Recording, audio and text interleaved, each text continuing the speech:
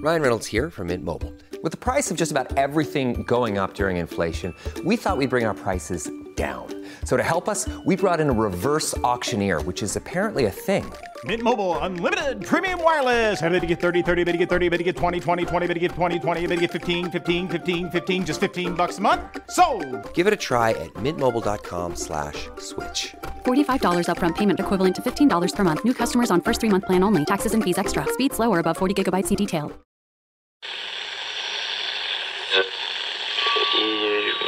Ampire.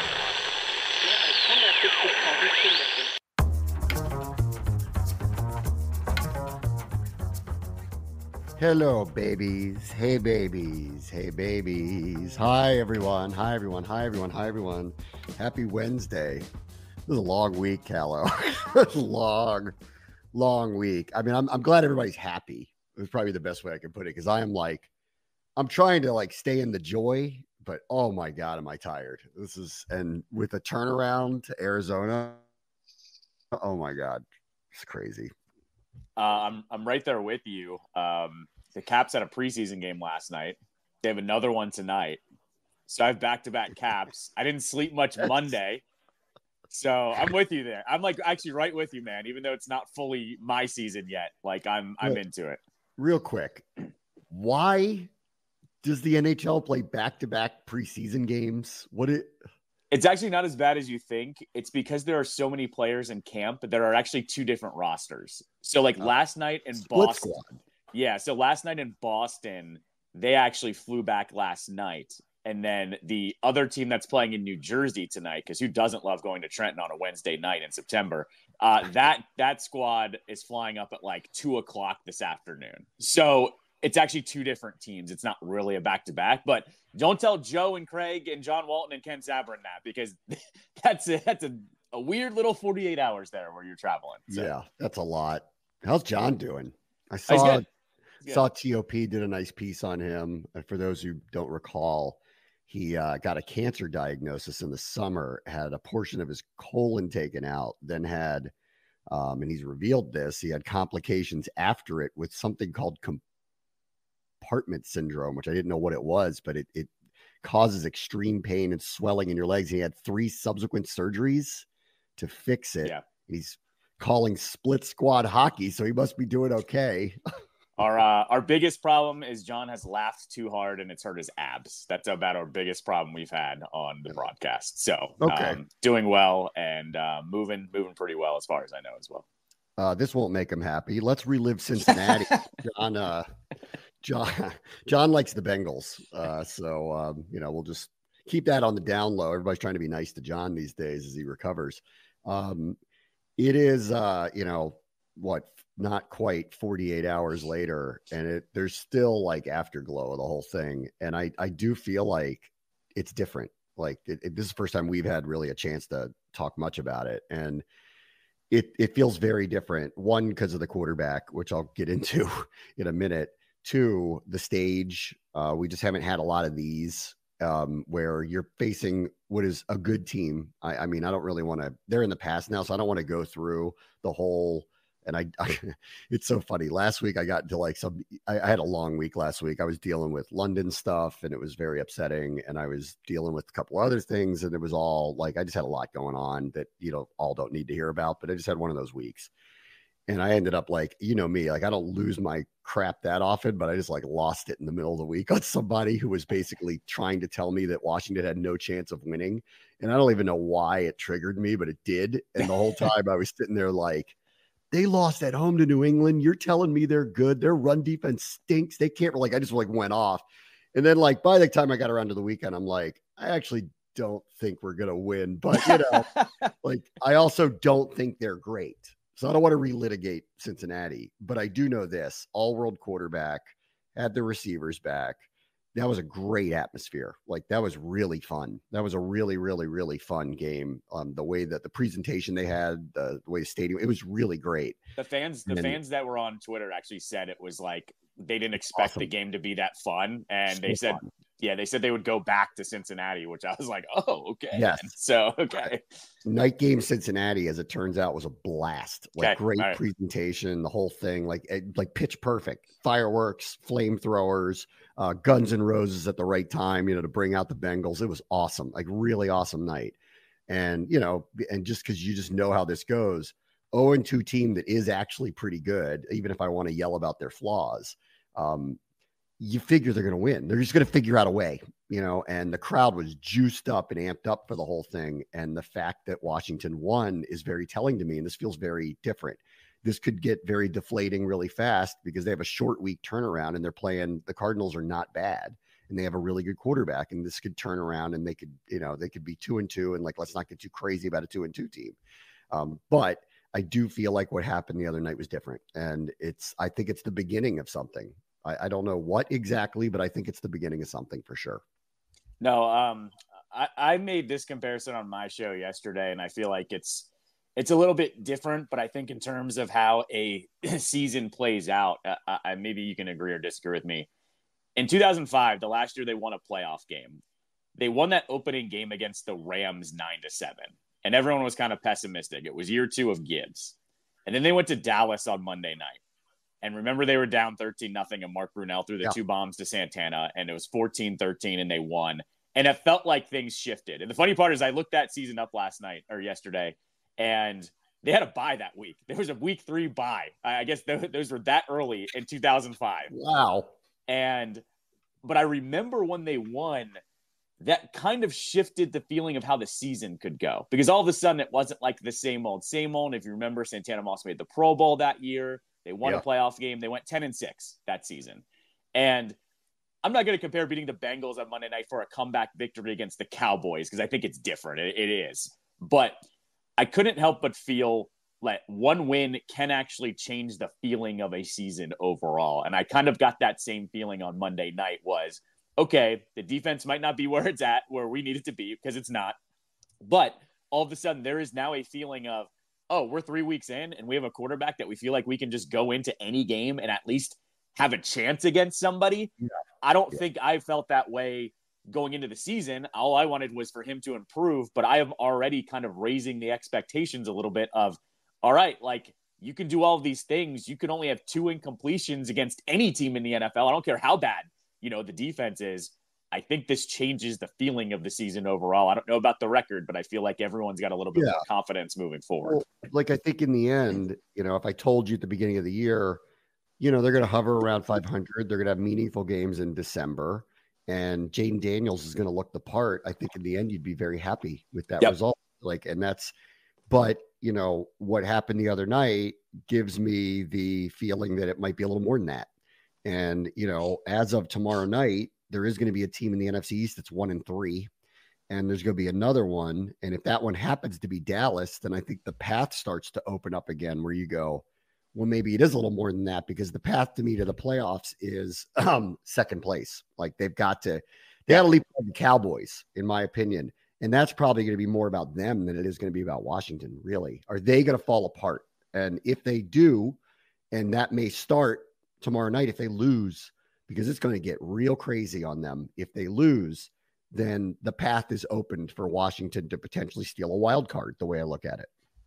No, I agree. And you also already have Jerry kind of like going against what he already said. Like yesterday, he did his normal Dallas, morning radio show hits, and he was saying, oh yeah, you can blame me for how the roster is. Well, 3 weeks ago, Jerry, you were saying that you were one of the best GMs in the league or whatever. You know how to run a team better than anyone else. So the fact that he's already waffling on his own statements too, like tells you they're teetering a little bit. And then you had, I don't know, like we didn't really get to this. Like you had Dak yelling in the tunnel, like get off, as in like get off the bandwagon. And like, you're going, that's going a little crazy for them a little early. Like we talked about it, yesterday on my show where, a year ago it was the Commanders Bills and Terry's going, we need to figure out who we are when they were sitting at 2-1, right? Like teetering like that. We know where it goes if they lose one more time. Yeah. This is heading that way. It was a little predictable to me. I've been talking about this for months. I'm like, they don't have the same team and they get an inordinate amount of attention.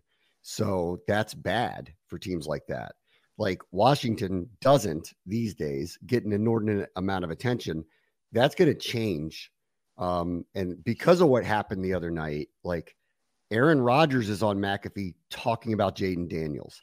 Devontae Adams is on Kay Adams talking about Jayden Daniels.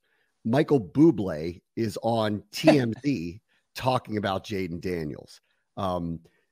Everybody's out of the woodwork. The tweets from Dale Earnhardt Jr., Wale, like everybody, Josh Hart is talking about wanting to play corner for the Commanders. Like, so it's going to change, and it's going to change really fast. And this is why if they go out to Arizona, and it's not going to be a high profile game like this one was, but if they win and they come back home, it's going to be bananas around here. And especially if Daniels goes out there and wildly outplays Murray, and it'd be like this will be the third time in 4 weeks that it's Heisman Trophy winners going up against one another. He outperforms, at least two of them. I don't even know.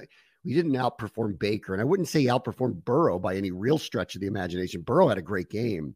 Washington couldn't stop them. This storyline could be very different today. Like if the Bengals came back and won late, because it was sliding that way.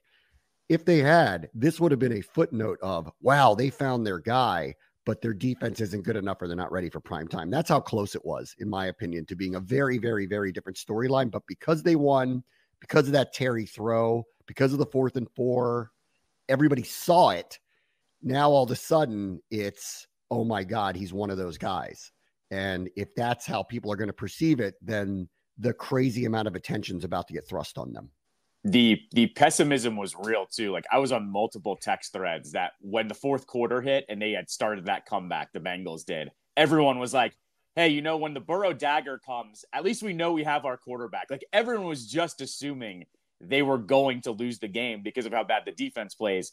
And then when it's Jayden actually delivering the dagger with Terry, that's when everyone goes into a fervor and goes crazy. Because I'm with you. Like the storyline, that's the one. Yeah, that play is going to go down. If things really change, this is that night in Cincinnati, that play, that throw.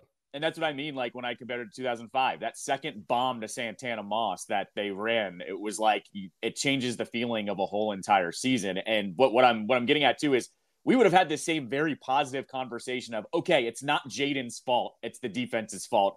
How does that get fixed? That would have been the conversation of the last 2 days. And then that throw, though, as you just said, that throw changes everything. It was an absolutely insane play from beginning to end, with two guys not knowing the play to snapping the ball without the play clock going to 0, and then just throwing it up to McLaurin. Well, McLaurin, as you said yesterday too, was at the 20 when he let that ball go. It changes everything essentially. And so the fact that he made that throw does change the conversation. Yes. And then the post-game notes are like a joke. Like every week we're getting these. I can't believe I've said since World War II as many times as I have over the last couple of weeks, because it's either his rush yard total, his completion percentage in a game, his total yards with no turnovers, games where he's part of a game where nobody punts and nobody turns it over. Like there are so many bizarre things that are occurring, but that also is just indicative of, I think they have a special player. And, it is only 3 games, and CJ Stroud looked amazing a year ago. And if you watched him on Sunday, he got his ass handed to him. Yeah. So this is going to happen. So there's no chance that this goes on in perpetuity like this, but it feels really different with him. And I'll get back to him in a minute. I really think, and Dan Quinn tried to really go out of his way to say, this is a team win, team win, team win. I think he realizes, and I think he's been right on the nose with this from the get-go. They know what they have, but they don't want it to spin out of control too soon. And it's not because they, are afraid of him, his ego getting in the way or whatever. I think it's more about they've been around the block for a long time, and they know there is still a long way to go, and they're trying to protect him. And I've appreciated this. They went out of their way to not have him do interviews in the spring. They went out of their way to not push him and say he's a savior or they went out of their way, even though we knew he was going to win the job, to say he's in a competition. They went out of their way to like over and over and over. Like they don't want to dismiss or undersell what he can do, but they have been very, very, very team-oriented. Don't put all the pressure on this guy. And I think it's happening fast, maybe faster than they thought. Because even Kingsbury said last week, he is executing this offense beyond what we could have expected, which when he said that, I went, oh man, because my eyes aren't lying to me. I've said this through the first couple of weeks before this game. I go, he may be, he looks like a rookie a little bit, but not a lot. And his instincts are flat out perfect. Like he's pitch perfect when he makes decisions with the ball. You may not like how quickly he leaves the pocket, or you may not like this or that, but he never puts the ball in harm's way. Nothing looks too big for him. He's totally in control. He's smiling when the pressure gets, deeper.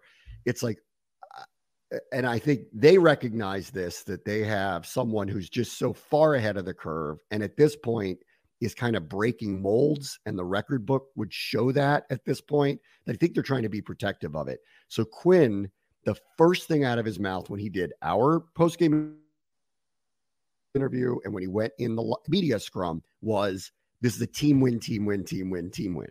And if you do go back and look, what you'll see on offense is Ben Sinnott running some guy into Kentucky on the Austin Eckler touchdown. Sam Cosmi blowing some dude up, realizing that he might be a legal man downfield and falls almost cartoonishly to try to stop a flag from coming. Brandon Coleman pancaking Trey Hendrickson twice. He got beat once too, but twice. Offensive line mauling them, up front. And then, people keep talking about Jayden's throw. Terry made an unbelievable catch. Yep. On that play. Unbelievable. Luke McCaffrey open on a 4th and 2, very physical play. So at least on that side of the ball, I'll parrot Quinn a little bit here. It wasn't just the quarterback, albeit his play is the reason why I think we're all so pumped about what's going on here.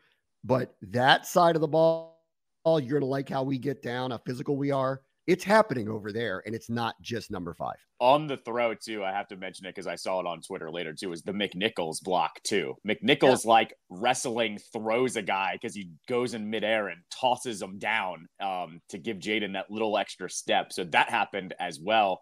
I think it was Troy Aikman on the actual TV broadcast. Troy and Buck were great, by the way, on this call. Really, on both sides of the ball. But Troy, I think at one point in the fourth quarter, when I think it was on that last drive, they ran the ball and it was, just a typical B-Rob, 3 or 4 yard run. And Troy just goes, this is a butt whooping up front. Just actually mentioned out loud how physical Washington was being towards Cincinnati. And that's when I was like, okay, yeah, this unit, we went into the summer and went into training camp knowing this offensive line, we don't know how good it's going to be. I still don't know what their ceiling is, but I know together they're all pretty good because they're kicking ass and taking names, and it doesn't matter who's more physical than the other. We're watching everyone chip in, and that's exactly what they needed to succeed as a unit. It's funny. It's do they need another tackle? We thought maybe, maybe not. I don't think it's a priority. I think they might need one, but I don't think it's number one anymore. Do they need another receiver? Sure. But it seems like they can make do with what they have, especially with the quarterback, being able to be as flexible and getting out of the pocket and extending plays. And wait till he gets better at that, where he's extending plays to throw as opposed to extending plays and then going, I'm going to run. So offensively, I feel really good. It's hard not to. I mean, they haven't punted in 2 weeks. So it's hard not to like what's going on there. The other side of the ball is where I think we do need to talk for a minute, and everybody needs to chill out, because that was the side I thought would be ahead, and it's not. And they are not. They look deficient in pass rush still. I think personnel wise with the corners, it's hard to go too crazy because I don't think they have a number 1 corner on this team. So, I want to be fair to the group that's out there. I do think they need some help. If there is a spot, that really need some help. It's that one, especially with four. And, that whole like physical, you're going to like how we hit. Like I saw it actually in the first half, but as the game progressed, Cincinnati could do whatever they wanted. I think a little by design, and because I think Washington was actually okay with them running the ball, even if it was effectively, because they just didn't want those big plays to occur. And I think they didn't feel like they had a very good matchup with those two receivers, and I don't blame them. They can't get a pass rush at least consistently, and going one-on-one with Chase and Higgins is a death sentence against them. And it hit them a couple times. And, they hung on because their offense scored every time they had the ball. Otherwise, we'd be having a very different conversation today. I think this one's going to be more telling this week. Kyler's very good. I haven't seen a lot of Harrison yet, but I'm assuming he's going to look the part for sure. That's not an experienced group that's won a lot recently, unlike the team they just played. So the defense, they got to hold up their end of the bargain from here forward, because this idea that Jayden is never going to let Tressway on the field again is preposterous.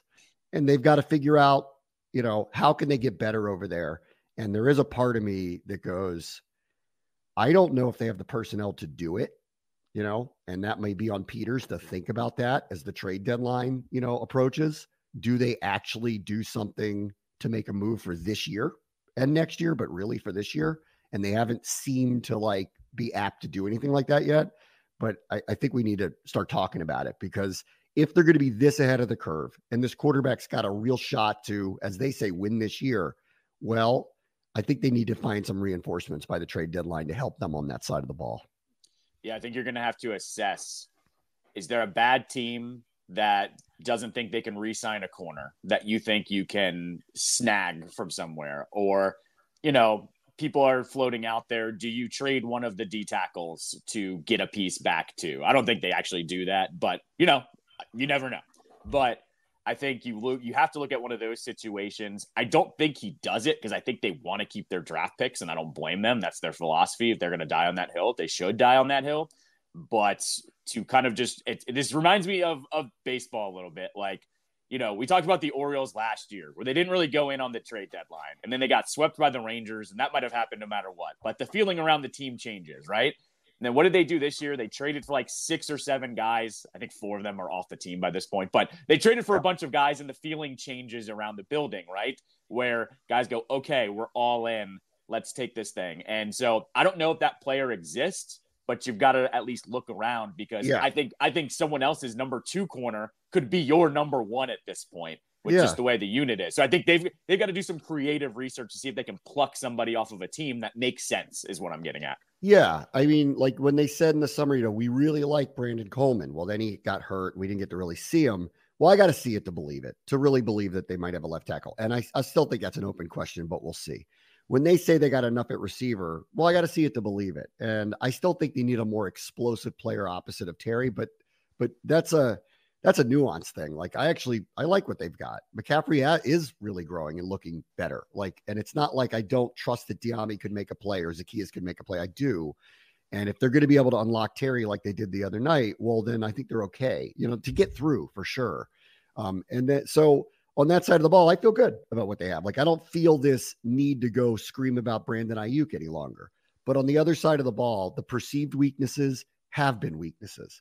And I think that they need to address it. Otherwise, I'll buy into Quinn and Witt will make them better as a group as the thing goes along here. It's not static. Just because they've had a hard time stopping anybody to this point doesn't mean that it won't change at some point. It probably will. And I think they have too many veterans and impact players on the team for it not to get better. That said, their weaknesses that we thought they had have been their weaknesses so far. And I don't know if they really want to try to take a run and give up an asset to try to get into the playoffs in year 1 under Quinn and Daniels, do it. That's how I feel about it. Go ahead, do it. No, I think this opens up a conversation that I was going to talk about today, but just real quick is you just mentioned the wide receivers, right? They're actually a little bit further along than we think. And Jayden is elevating that unit, right? I don't think we ruled that out that he could have done that this year, but he's doing it 3 games in, right? What he's got actually works out, right? So all of a sudden, you don't have to prioritize getting another explosive player. Would we like that? Sure. But every NFL roster has its flaws. All of a sudden, though, we're looking at this thing going, do they need a left tackle, as we just discussed? I don't know if they do, but this unit really works together, right? So all of a sudden, on the priority list, corner goes up to number 1 instantly because the offense has mitigated having to take one of those other positions with a first-round pick, right? So if you think you can figure that out by making a trade for somebody with – I'm not trying to trade the first-round pick. I think Adam Peters would tell you and I the same exact thing.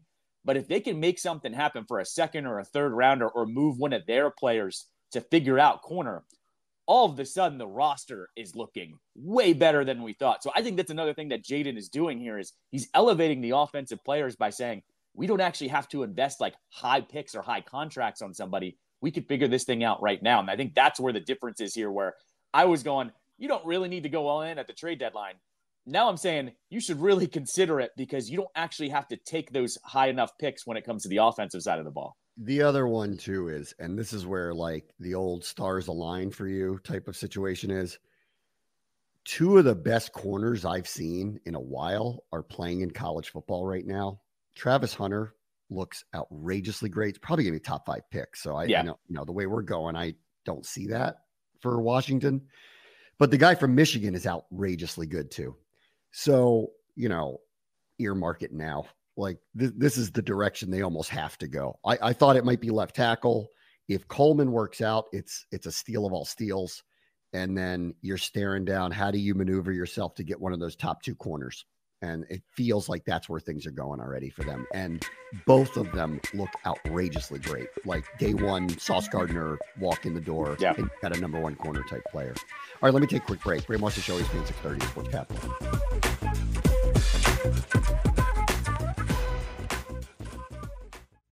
George Clooney and Brad Pitt's new movie Wolves is on Apple TV Plus September 27th. That's where I want you to be now. So if you want to see George Clooney and Brad Pitt, go to Apple TV Plus. You got to start the story there. Or if you want to see Brad Pitt and George Clooney, go to Apple TV Plus. I am enjoying the show. And if you want to see their new movie Wolves, you can't do it, I'm going to help you out. I can do it, so do it. Definitely go to Apple TV Plus. Admit it is cool. Okay, fine, it was very cool. Wolves, streaming September 27th on Apple TV Plus. Rated R. This episode is brought to you by Honda. When you test drive the all-new Prologue EV, there's a lot that can impress you about it. There's the class-leading passenger space, the clean, thoughtful design, and the intuitive technology. But out of everything, what you'll really love most is that it's a Honda. Visit honda.com/EV to see offers.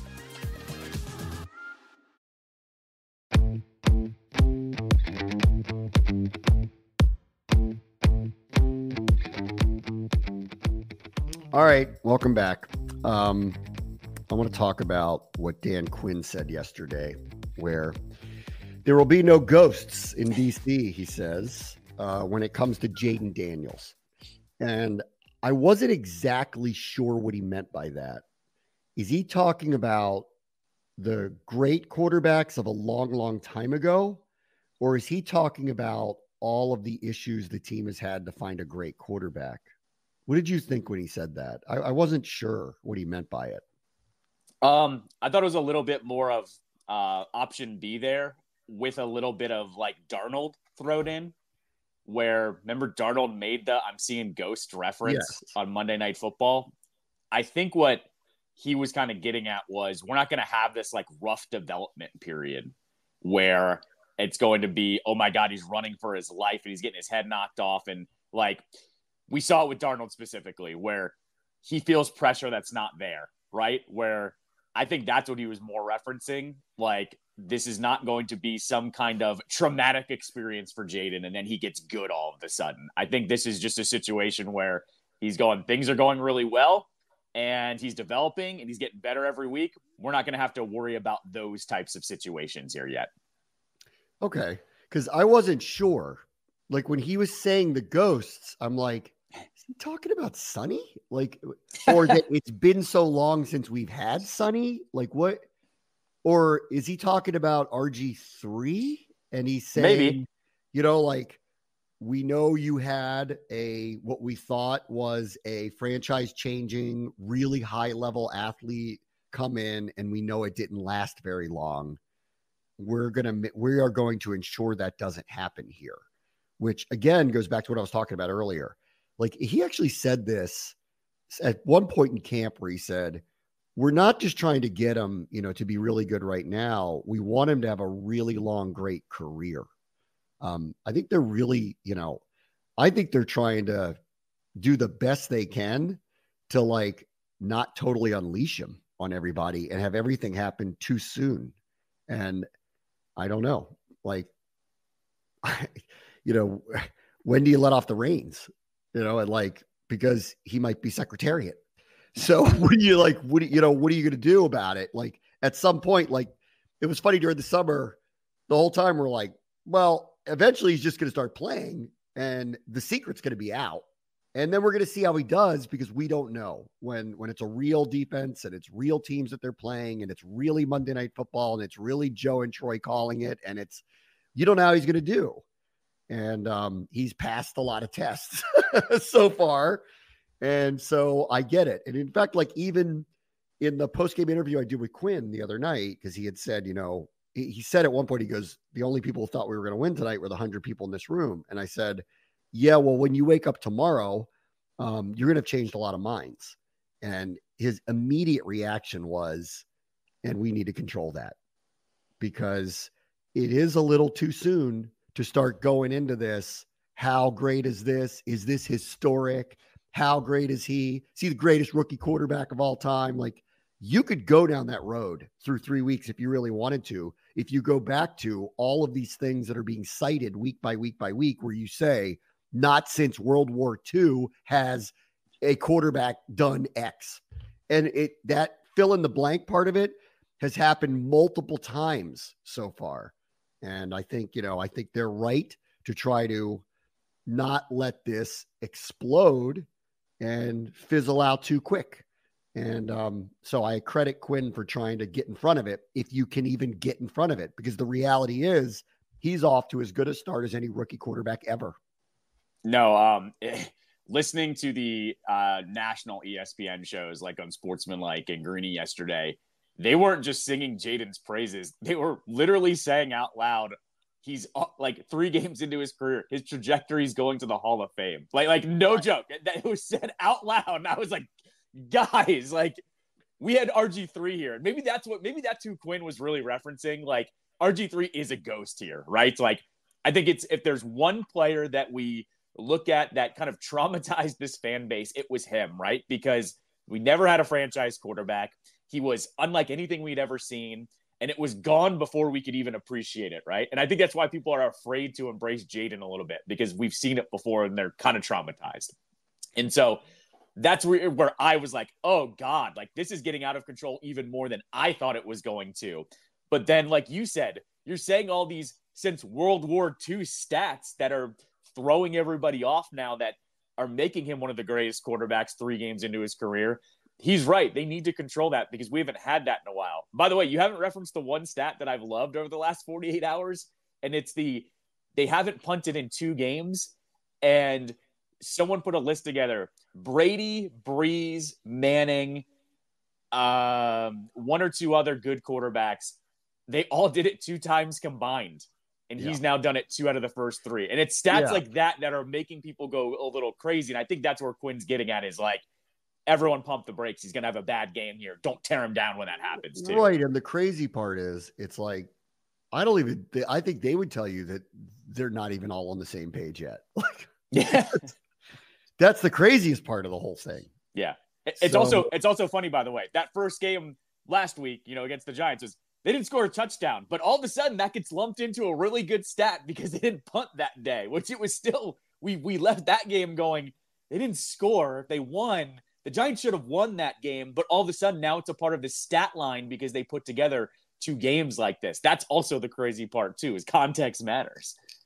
I got to go back and look at the stats, because everyone keeps referencing to, like, and Jayden said this when he was drafted. He was like, when did you realize things had turned for you? And he goes, go watch that Florida game last year. And it was something like he had 400 or 500 yards of offense or something like that. And I don't know how many touchdowns. And that's kind of what I felt like the other night when I was watching him. He throws a touchdown pass to an offensive lineman. He throws a dime on one of the most memorable plays this team has had in years on McLaurin. He's rushed for 3 touchdowns already. He hasn't turned the ball over yet. He hasn't really come close to turning the ball over yet. One strip sack in week 1. That's it. Like the other fumble, that wasn't him, right? That was, I don't remember. Who fumbled that Allegretti jumped on it? I can't remember. Was that Eckler? No, I don't remember. I don't remember who it was either. I mean, he hasn't thrown a pass that looked like it might be intercepted yet. Like, it just like it's so far ahead of the curve, and it's so like it's almost not real. I think it's like it doesn't feel real. That game the other night didn't feel real. I think that's like a lot of people said this. Like the next morning they're like, I think I dreamt that. I felt the same way when I got up the next morning. I'm like, did that really happen? Like that way, because he was so good, and it's just his 3rd game, and I think that's the part of it that I think is throwing everybody, and that's why like let's see what happens here. Is a long way to go, but if he's going to replicate this, he's going to literally change what the bar is for rookie quarterbacks forever. Like that's the pace he's on right now, which is why I think Quinn is being so careful, and everybody's trying to be so careful, because you get humbled fast in this league. Like you do. Like Peyton Manning was incredible for the Colts. He won 1 Super Bowl there. Like, Justin Herbert hasn't won a playoff game yet. He looks great. Hadn't won a playoff game yet. Trevor Lawrence, I don't know what's up with him. Like that guy in college was better than anybody ever. Like he didn't lose a game. He hadn't lost a game since he was like in like Pee-wee football. Hadn't lost a game. He looks terrible now. So things can really, really, really change. And that's why I think everybody's trying to be careful here. But I also want to enjoy it too, because we haven't seen this in my lifetime. I haven't, with the exception of RG3, the first few weeks differently, but with the exception of RG3, we haven't had someone come in here. We've had good quarterbacking play. That's a misnomer that we've had all bad quarterbacking play. We haven't. Cousins was very good. Brad Johnson was very good. Like we didn't have terrible quarterbacking play. We made mistakes in managing their careers here. But this is different. This feels like I'm watching Mahomes when he first started playing, even though that was his 2nd year when he started playing, where you're going, what is this? Like, how good is this going to be when he actually plays more than 3 games? What is this going to be? There's 2 things I'll reference here. Don't ever forget, Ted Leonsis referenced Stanley Cups, plural, like 2 years into Ovechkin's career. Well, we're very thankful we got 1, because they're probably not winning a second one with him, right? Like you can't count on anything in any sport, honestly. And then 2, I think the thing that changed with the fan base here with this last game was we've had those moments with those quarterbacks that you just named, like Cousins, or I'll even go back to the last time they won a playoff game was like with Brunel, or we had moments with Heineke or moments with Howe. But those games were always, they went up and they held on. Like they survived a lot of those games. I can't remember the last time the quarterback went for the kill shot. And like not just any kill shot, like a, 4th down throw like that. I don't know if we've ever seen a play like that. I think that's why the fan base went so crazy on Monday. And like you said, is waking up the next morning and watching the highlight over and over again, like I have over the last 24 hours, because I don't think we've seen anything like this in such a long time. It's because the quarterback actually went in for the kill shot, and it wasn't just, they scored and they survived. They actually went and put that game away. I think that's why everybody's kind of going crazy a little bit more. It was really amazing. All right, let me take a quick break. Ray Boston Show, ESPN 630, the Sports Capital.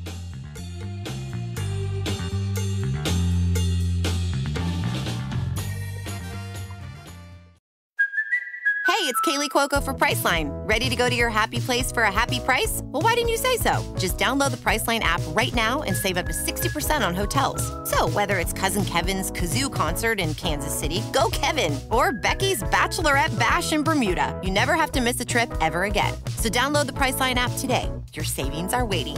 Go to your happy place for a happy price. Go to your happy price, Priceline.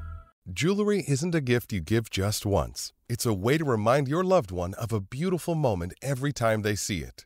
Blue Nile can help you find the gift that says how you feel and says it beautifully, with expert guidance and a wide assortment of jewelry of the highest quality at the best price. Go to BlueNile.com and experience the convenience of shopping Blue Nile, the original online jeweler since 1999.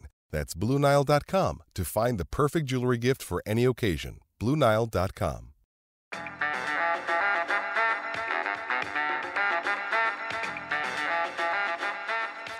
All right, welcome back. Let me mention a couple of other things. CeeDee Lamb admits he shouldn't have looked so sad the other day.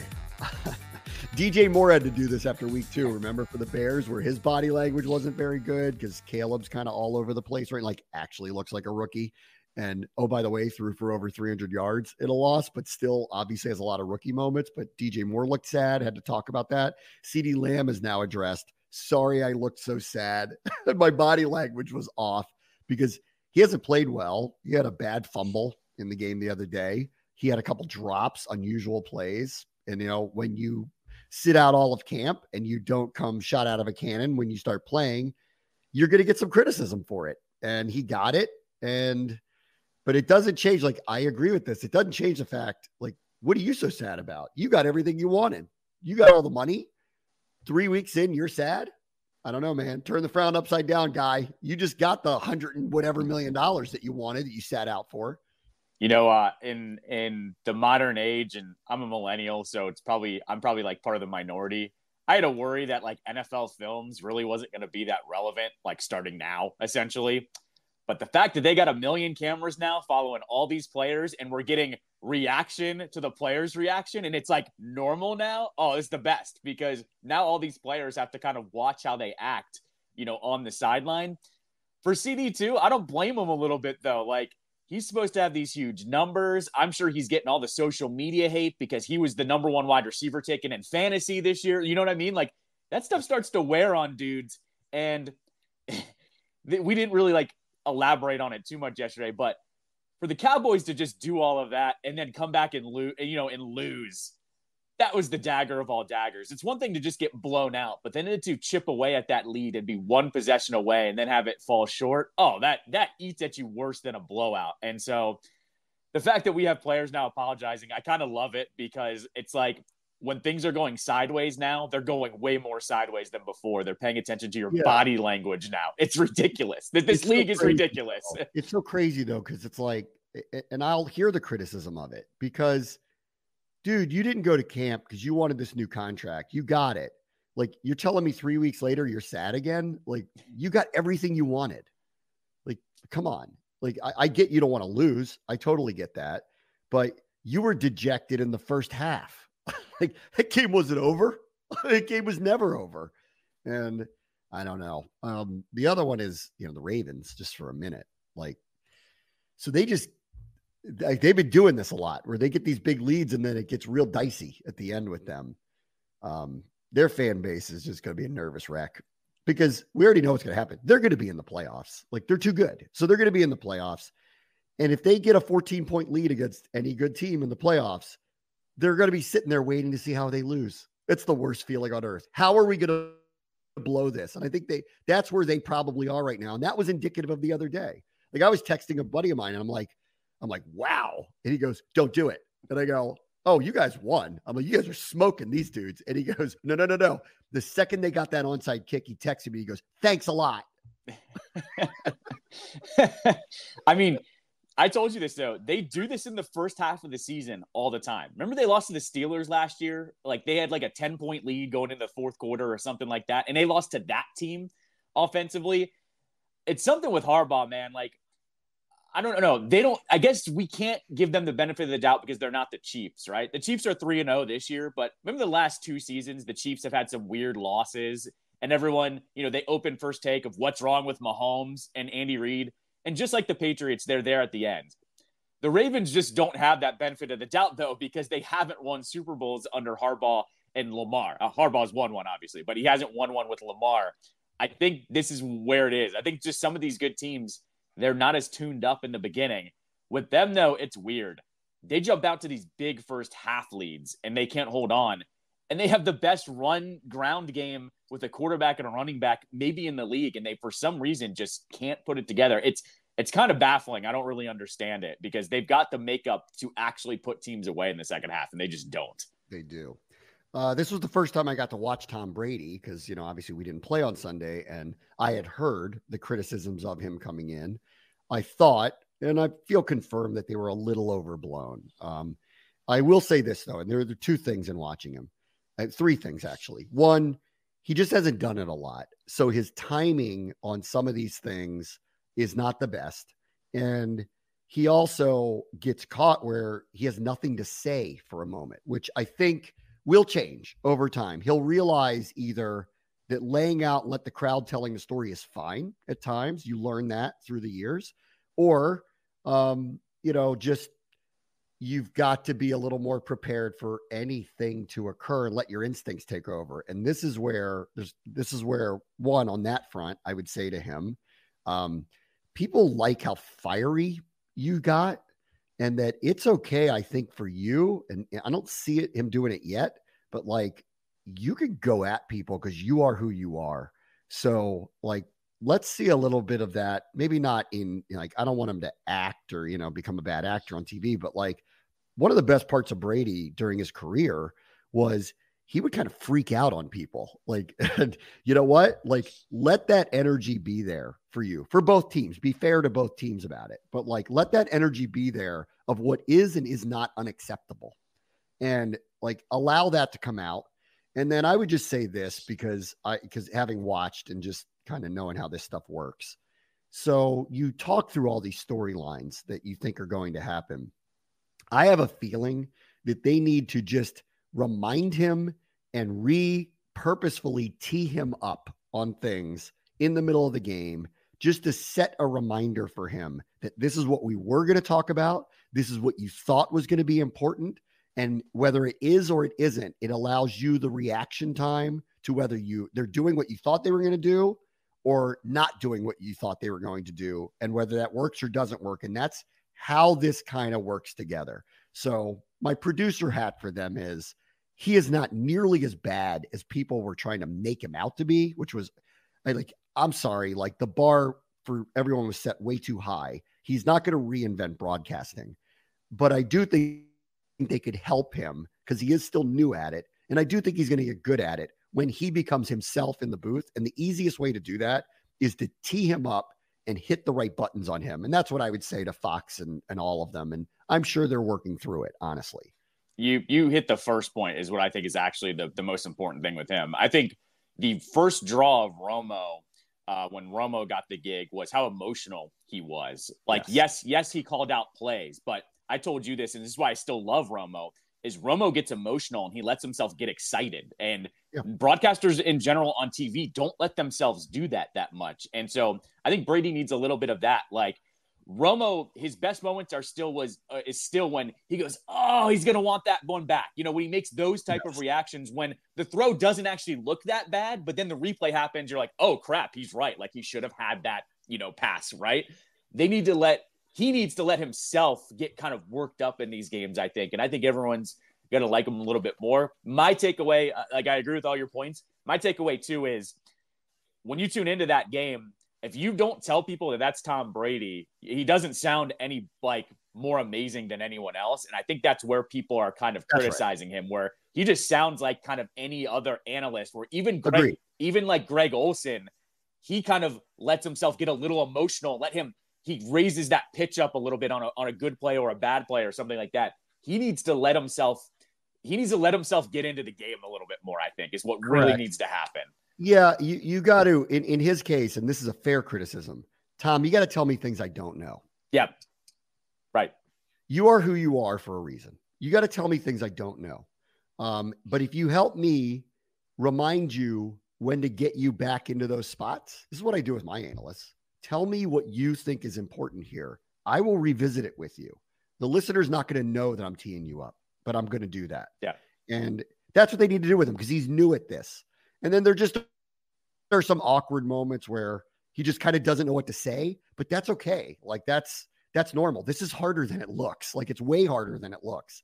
And so for him, but I thought I think it's worth saying I thought the criticism was too harsh on him, and he just needs to be himself more. And honestly, like that angry Brady, who when he sees something he knows is unacceptable and should be unacceptable, call it out. People will appreciate it from him. All right, talk to you tomorrow. Very much the show, ESPN 630 Sports Capital.